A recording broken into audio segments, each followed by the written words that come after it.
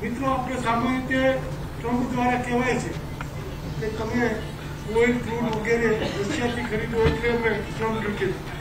મારું માનવું સ્પષ્ટ કે એક માણસ બોલી શકતા નથી, નહીં તો અમેરિકાની ઇમેજ તૂટી જાય.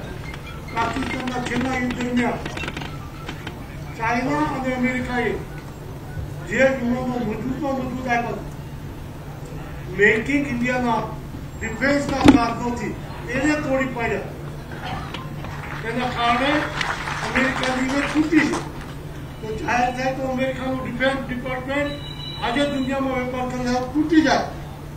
એટલે એ બાજુ અંદર રાખીને ભારતીય રશિયાથી ખરીદો એમ કરીને ટ્રમ્પની ડ્યુટી નાખવા માંગે. ભારત ક્યારેય ઝૂક્યું નથી, ઝૂકવાનું નથી. ઇકોનોમી દુનિયામાં થવા માટે જઈ રહી છે, એમાં કોમ્પિટિવ વધારે વિશ્વાસ આવ્યો છે. ત્યારે આપણે સૌએ સ્વદેશી અપનાવીને એ દિશામાં કામ કરીને ટ્રમ્પની ટેરિફને નમાવી દેવી છે.